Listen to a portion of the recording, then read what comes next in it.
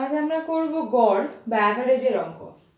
তো আমি তোমাদের কিছু শর্ট কোশ্চেন করাবো এবং শর্ট কোশ্চেনের পর দেন আমি একটা ভিডিওতে কভার করা যেহেতু সম্ভব নয়, ভিডিওটা অনেক বড় হয়ে যাবে, ভিডিওটা দুটো পার্টে করব অ্যান্ড নেক্সট পার্টে বড় যে কোশ্চেনের অঙ্কগুলো হয় সেটা করাবো।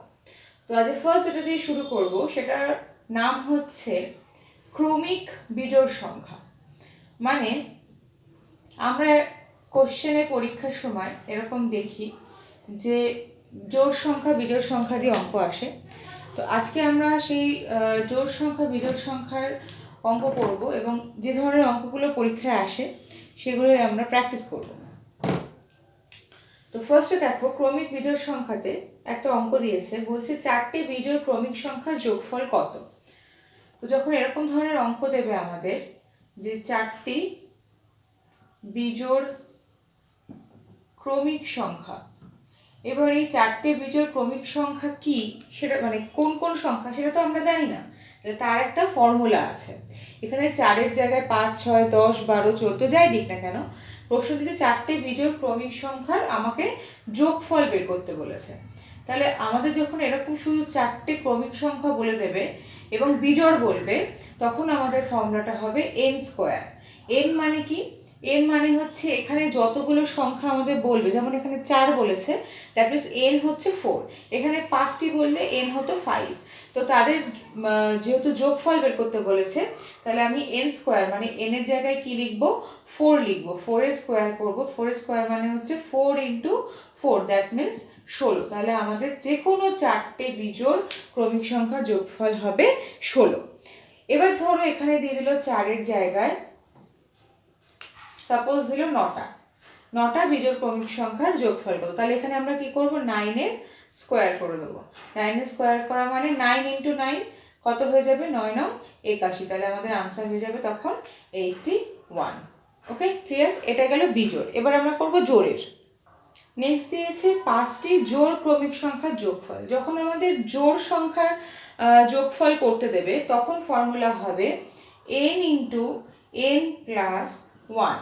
এবার আমরা কি জানি? এই যে n ইন্টু n প্লাস 1, এখানে n মানে কি? এই যে 5টা জোড় সংখ্যা যেটা দিয়েছে, 5টা ক্রমিক জোড় সংখ্যা এটা। তাহলে n এর জায়গায় বসাবো 5 এবং এই n এর জায়গায় বসাবো 5 প্লাস 1 করে দেবো। তাহলে এটা হয়ে যাবে 5 ইন্টু 6। যেহেতু 5 প্লাস 1 6 হয়, তাহলে 5 6 30। তাহলে আমাদের আনসার হয়ে গেল 30।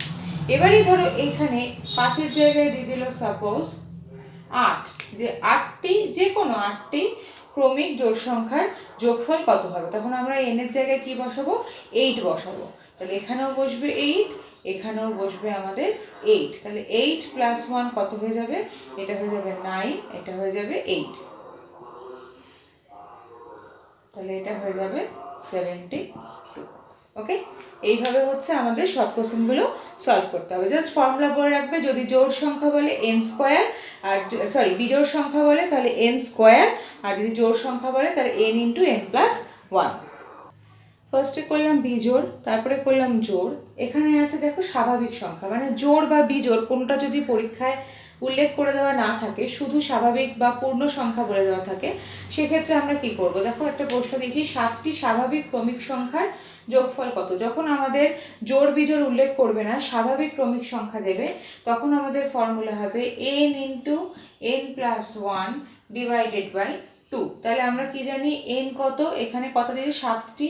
তাহলে n হচ্ছে 7, n এখানেও 7 plus 1 divided by 2, that means 7কে যদি আমরা 8 দিয়ে গুণ করি, 7 8 56, আর তাকে যদি 2 দিয়ে ভাগ করি তাহলে 28 দুগুণে 56।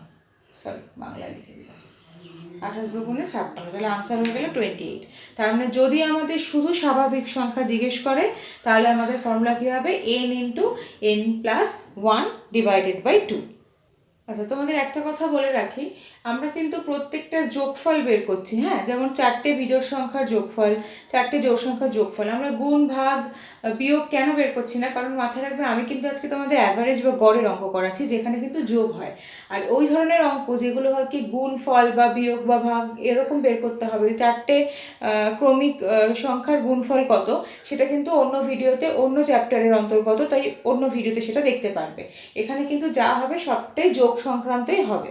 তো এখানে একটা অঙ্ক দিয়েছি, দেখো 2, 3, 4, 5 পরপর 4টে ক্রমিক সংখ্যার থেকে কোন পূর্ণবর্গ সংখ্যা পাবো। আগেরটাতে অঙ্কটা কি দিয়েছিলাম, যে ক্রমিক সংখ্যার যোগফল কত, এরকম পরপর 4টে ক্রমিক সংখ্যার স্বাভাবিক ক্রমিক সংখ্যার যোগফল কত।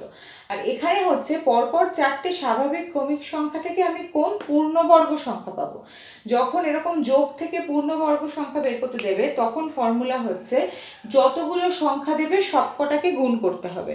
এখানে কি কি দিয়েছে দেখো, 2, 3, 4 and 5। আমরা এই সব কটাকে গুণ করব, করে তার সাথে জাস্ট 1 যোগ করে দেবো, এটাই আমাদের আনসার হয়ে যাবে। এখানে 4টে দিয়েছে, 4টের জায়গায় 6টা দিত, 8টা দিত, যতগুলো সংখ্যা দিত প্রত্যেকটাকে আমরা গুণ করব, প্রত্যেকের সাথে গুণ করে 1 দিয়ে যোগ করব। তাহলে এই সব কটাকে গুণ করলে কি হবে, 3 দুগুণে 6, 4 6 24, আর 24কে যদি আমরা 5 দিয়ে করি তাহলে হয় 120 প্লাস 1। 120 প্লাস 1 মানে হচ্ছে 121। অবশ্যই 121 একটা পূর্ণবর্গ সংখ্যা। 121 কার পূর্ণবর্গ সংখ্যা? 11। 11 ইন্টু 11 করলে 121 হয়, তার মানে আমাদের অঙ্কটা ঠিক আছে। তাহলে এরকম অঙ্ক এলে যেখানে আমাদের 4টে স্বাভাবিক ক্রমিক, না জোড় না বিজোড়, ওকে, 4টে স্বাভাবিক ক্রমিক সংখ্যা থেকে যদি আমাদের পূর্ণবর্গ সংখ্যা বের করতে বলে, তখন আমাদের ফর্মুলা হবে সবকটা সংখ্যাকে জাস্ট গুণ করে প্লাস 1 করে দেবো। নেক্সট এসে দেখো, প্রথম 6টি স্বাভাবিক সংখ্যা সমষ্টি কত। এই অঙ্কটা আমি তোমাদের এইমাত্রই করিয়েছি, অঙ্কটার জাস্ট ভাষাটা একটু চেঞ্জ করে দিয়েছে, আর কিছুই না। আমি এর আগে করিয়েছিলাম 7টি ক্রমিক সংখ্যার যোগফল, এখানে 7টির জায়গায় 6টি দিয়েছে এবং প্রথম ওয়ার্ডটা শুধু অ্যাড করছে, যে প্রথম 6টা স্বাভাবিক সংখ্যার সমষ্টি দিয়েছে এখানে যোগফলের জায়গায়। আদারওয়াইজ কিন্তু নিয়ম একই। পরীক্ষার সময় আমরা অনেক সময় দেখি স্টুডেন্টসদের মধ্যে একটা জিনিস, যে কোশ্চেনে যদি একটু ওয়ার্ড টুইস্ট করে দেওয়া হয় তাদের জন্য সেটা ডিফিকাল্টি লেভেলটা অনেক বেড়ে যায়। তো তোমাদেরকে আমি সেই কারণেই প্রত্যেকটা কোশ্চেন ঠিক কী কীভাবে আসতে পারে, কোন কোন ভাষায় আসতে পারে, সেটাও কিন্তু আমি করিয়ে দিচ্ছি। আমি 3 নম্বর যে অঙ্কটা তোমাদের করালাম কিছুক্ষণ আগে, সেই অঙ্কটাকেই এই ফরম্যাটে ফেলেছি, যে প্রথম 6টি স্বাভাবিক সংখ্যা সমষ্টি কত। তাহলে এর ফর্মুলাটা কি করেছিলাম আমি, n into n plus 1 divided by 2। কারণ আমরা কি জানি, যখনই আমাদের মাথায় রাখবে স্বাভাবিক সংখ্যা বা পূর্ণ সংখ্যা দেবে, সেখানে প্রথম লিখুক দ্বিতীয় লিখুক যাই লিখুক সেটা ম্যাটার করে না, কটা সংখ্যা দিয়েছে ম্যাটার করে, আর যোগ বা সমষ্টি দিয়েছে কিনা সেটা ম্যাটার করে। যদি দেখো যে 6টা 7টা 10টা যাই দিক স্বাভাবিক সংখ্যা সমষ্টি বা যোগফল কত, মাথায় রাখবে ফর্মুলা এটাই হবে, সে যেই রকমই অঙ্ক আসুক না কেন। তাহলে এখানে কি করবো আমরা, 6কে 6 plus 1 that means 7 divided by 2, তার মানে হচ্ছে 6 ইন্টু 7 মানে হচ্ছে 6 7 42 ডিভাইডেড বাই 2, দ্যাট মিনস এটা হয়ে যাবে আনসার 21। ঠিক আছে, তাহলে এইভাবে আমাদের এগুলো করতে হবে। নেক্সট দিয়েছে দেখো, মধ্যমা বা মিডিল নাম্বার বের করতে হবে, যেটাকে আমরা মিডিয়ান বলে থাকি। এরকমের ক্ষেত্রে কি করব, যদি আমাদের বিজোড় সংখ্যা দেয়, বিজোড় মানে এখানে কটা সংখ্যা দিয়েছে সেটা গুনবো, ঠিক আছে, নাম্বার অফ ডিজিট 1 2 3 4 5, 5টা সংখ্যা দিয়েছে, 5 কি একটা বিজোড় সংখ্যা, তাই এখানে 5টা সংখ্যার মধ্যমা বের করতে দিয়েছে, মানে এটা বিজোড় সংখ্যার মধ্যমা বের করতে দিয়েছে। যখন আমাদের বিজোড় সংখ্যার মধ্যমা বের করতে দেবে, তখন আমাদের ফর্মুলা হবে সমষ্টি, কার সমষ্টি, না সংখ্যাগুলোর সমষ্টি। এই যে সংখ্যাগুলো দিয়েছে এদের সমষ্টি ডিভাইডেড বাই পদ সংখ্যা। পদ সংখ্যা মানে হচ্ছে এখানে কতগুলো পদ দিয়েছে, যেরকম আমরা নর্মাল গড়ের ক্ষেত্রে করি, যে সবকটাকে যোগ করে তত দিয়ে ভাগ, সেটাই হচ্ছে এই মধ্যমারও ফর্মুলা। এখানে ফার্স্টে আমাদের তার জন্য কী করতে হবে, পরীক্ষায় মনে রাখবে সবসময় আমাদের এরকম উল্টোপাল্টা সংখ্যা দেবে। উল্টোপাল্টা মানে সাজানো দেবে না, এটাকে আগে আমাদের সাজাতে হবে ক্রমিক, মানে ছোট থেকে বড়। সাজালে কি হবে, এটা 1 2 3 4 5 এটা হবে সাজালে। সবসময় পরীক্ষায় সাজিয়ে নেবে, নাহলে কিন্তু আনসার ভুল আসবে। এবার এই যে এটাকে আমি সাজালাম, সাজিয়ে নেওয়ার পর আমার ফর্মুলাটা কি, সমষ্টি ডিভাইডেড বাই পদ সংখ্যা। সমষ্টি মানে কি, এই 1 2 3 4 5কে আমাকে প্লাস করতে হবে, তাহলে প্লাস করে দিই। ডিভাইডেড বাই পদ সংখ্যা মানে কি, কটা পদ আছে এখানে, 5টা, তাই ডিভাইডেড বাই 5। তাহলে এই সবকটাকে প্লাস করলে কি হবে, 3 3 6 আর 4 10 আর 5 15, তার মানে হচ্ছে 15 ডিভাইডেড বাই 5। তাহলে 3কে যদি 5কে যদি আমরা 15 দিয়ে কাটি তাহলে কত হয়, 3 হয়, 3 5 15। তাহলে আমাদের আনসার কত, যোগ করে দেখো, আগে এটাকে সাজিয়ে নাও, 2 4 6 সরি 2 4 5 দেন 6 দেন 8। এটাকে সাজালে কি হবে, 1 2 3 4 5টাই আছে, এটাকে সাজালাম, সাজানোর পর যোগ করলে কত হবে, 4 আর 2 6 আর 5 11, 11 আর 6 17, 17 আর 8 হচ্ছে 25, 25কে 5 দিয়ে ভাগ করলে হয় 5। তাহলে এটা হয়ে গেল 25/5, কাটলাম এটাকে, তাহলে আনসার কত হলো 5। তাহলে এখানে মধ্যমা কত হবে, 5। তাহলে 5 মানে কি, 1 2 3 4 5, এই 5 মানে এই 5টা মধ্যমা হলো, এটা নয়, যেহেতু সাজিয়েছি তাহলে এটা হয়ে গেল আমাদের আনসার। ওকে, তিরিশে দেখো, 3টে ক্রমিক সংখ্যার যোগফল 12 হলে মধ্যমা কত। তাহলে এখানে কটা ক্রমিক সংখ্যা আছে, 3টে, 3 মানে কি বিজোড়, তাহলে এটাকেও আমরা কোন ফর্মুলায় ফেলবো, বিজোড়ের ফর্মুলায়। ফর্মুলাটা কি হবে, যোগফল দিয়ে দিয়েছে কত, 12, দ্যাট মিনস এই 12টাকে আমাদের কি করতে হবে, 3 দিয়ে ভাগ করে দিতে হবে। আমরা কেন 12টাকে 3 দিয়ে ভাগ করছি, মনে করে দেখো, আগের অঙ্কটাতে কিন্তু এই যোগফলটা দেওয়া ছিল না, এই 12টাকেই ভেঙে দেওয়া ছিল, যেটাকে আমরা যোগ করে নিচ্ছিলাম, যোগ করে নিয়ে সেই সংখ্যাটা দিয়ে ভাগ করছিলাম। কিন্তু এখানে আমাদের অলরেডি যোগফলটা দিয়ে দিয়েছে, তাহলে যোগ তো এখানে আমাদের করতে হচ্ছে না, শুধু ভাগটা করলেই হয়ে যাচ্ছে।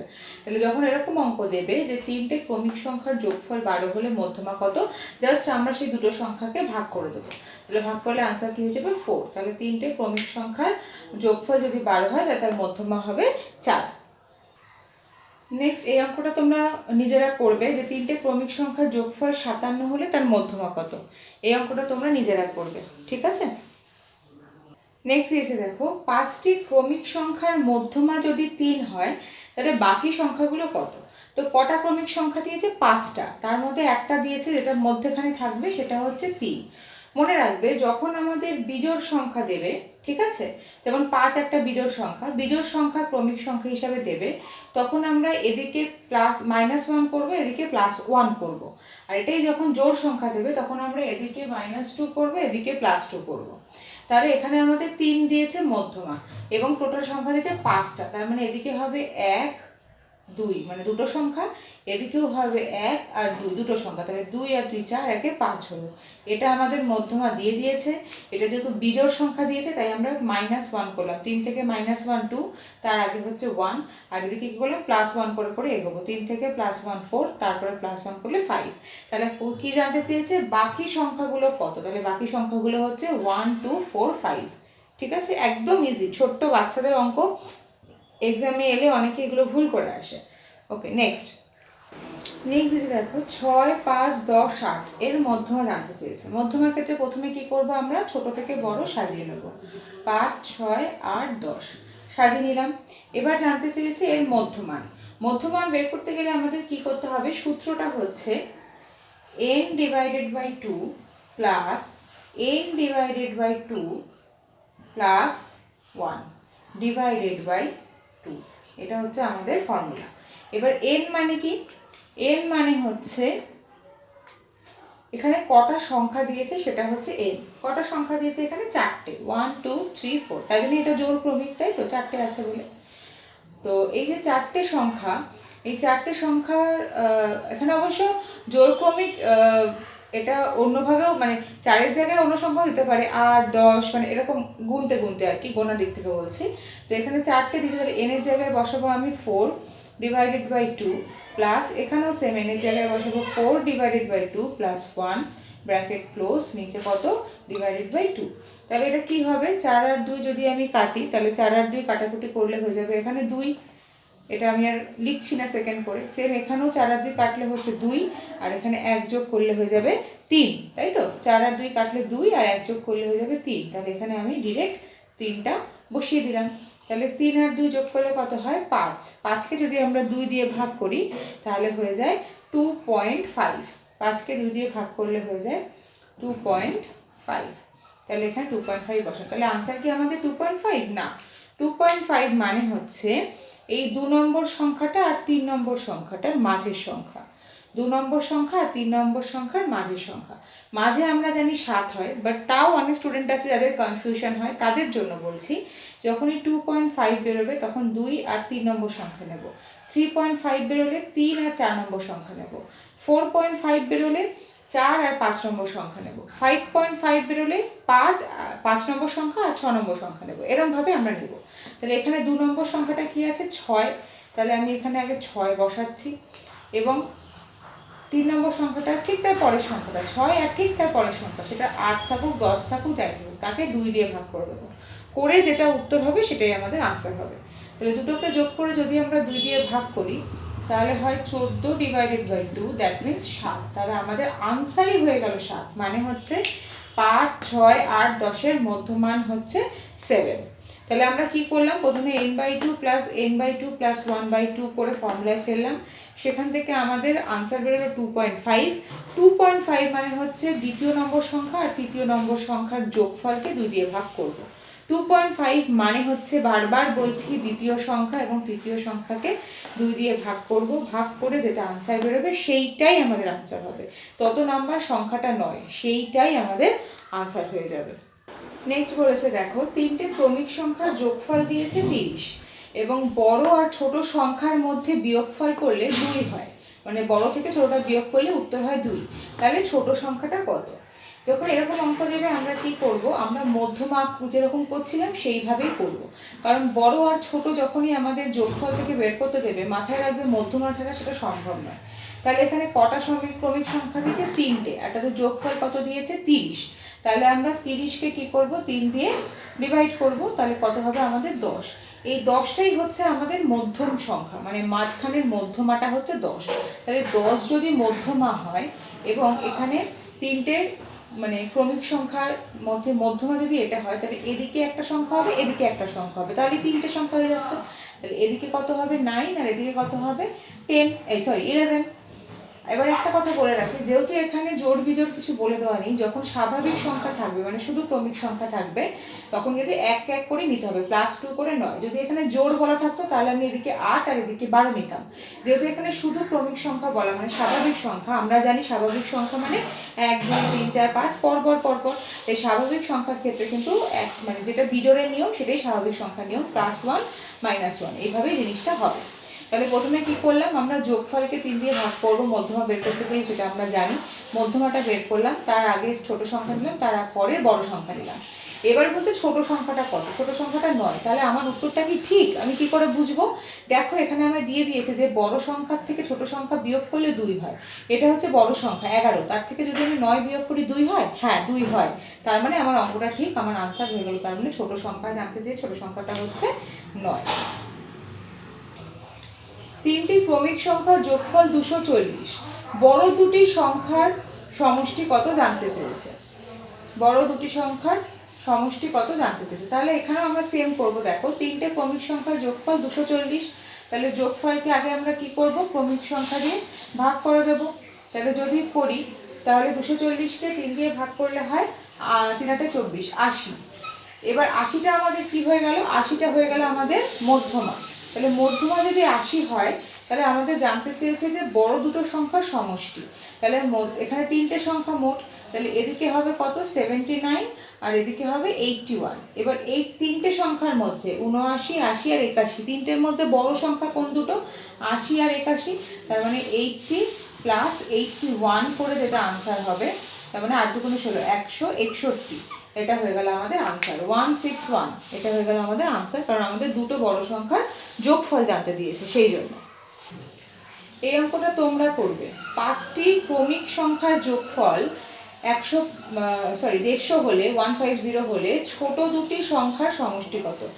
ছোট দুটো সংখ্যার সমষ্টি কত করে তোমরা আমাকে আনসারটা জানাবে। ওকে, নেক্সট বলছে দেখো, পরপর 6টা সংখ্যার প্রথম 3টে, মানে ধরো পরপর 6টা সংখ্যা 1, 2, 3, 4, 5, 6, এরকম পরপর 6টা সংখ্যা, বা 2, 3, 4, 5, 6, 7, এই যে পরপর 6টা সংখ্যা আছে তার মধ্যে প্রথম 3টের যোগফল দিয়েছে 6। তাহলে শেষ 3টের যোগফল কত হবে?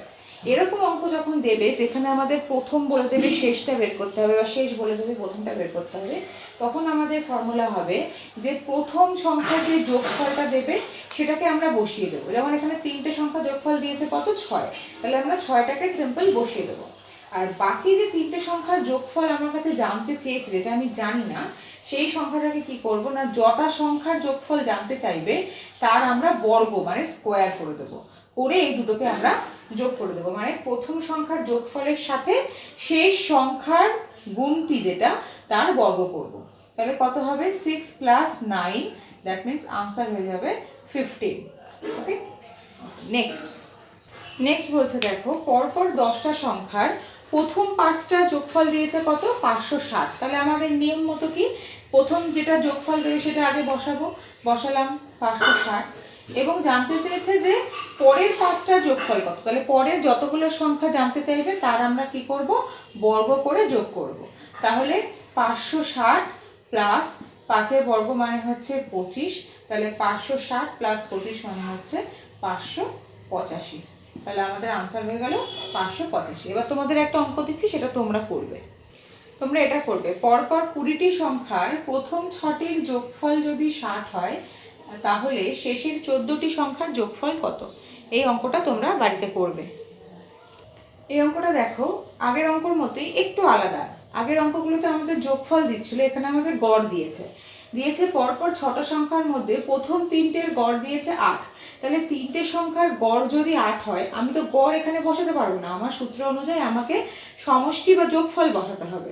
তাহলে 3টে সংখ্যার গড় যদি 8 হয়, তাহলে আমরা এটা বলতেই পারি যে 8 গুণ 3, তার মানে 3টে সংখ্যার সমষ্টি বা যোগফল হচ্ছে 24। তাহলে আমি এখানে গড়ের জায়গায় 24 পেয়ে গেলাম। দেন আমাদের ফর্মুলা কি, 24 প্লাস বাকি যে সংখ্যাটা থাকবে তার বর্গ, তাহলে হয়ে যাবে 24 প্লাস 9, তাহলে এখানে হয়ে যাবে 33 হয়ে গেল আমাদের আনসার 33। কি করব, যখন গড় দেবে তখন যতগুলো সংখ্যার গড় দেবে সেই গড়ের থেকে সেই সংখ্যাকে গুণ করে সমষ্টি বের করে নিয়ে দেন বাকি যেটা ফর্মুলা সেটাই আমরা ফেলবো। তোমাদের এই ভিডিওতে এই শর্ট কোশ্চেনগুলো করালাম, এর মধ্যে থেকে গড়ের সব কোশ্চেন আসে। আর পরের ভিডিওতে আমি গড়ের ওপরে বড় যে কোশ্চেনগুলো আছে সেটা করিয়ে দেবো। আর যারা অ্যাপ্লিকেশনের সাথে যুক্ত আছো হাইয়েস্ট গ্রেড অ্যাপের সাথে, তাদেরকে বলে দিই যে তোমরা এই ভিডিওটা রেকর্ডেড ক্লাস পেয়ে যাবে, এবং তার সাথে সাথে এই ভিডিওটার ওপরে আরও প্রচুর প্রশ্ন আছে যেগুলো আমি তোমাদের প্র্যাকটিস সেট হিসাবে অ্যাপ্লিকেশনে দিয়ে দেবো। তোমরা জয়েন করে অ্যাপ্লিকেশন থেকে সেই কোশ্চেন সেটগুলো নিয়ে নেবে এবং সেগুলো প্র্যাকটিস করবে। ওকে, থ্যাংক ইউ।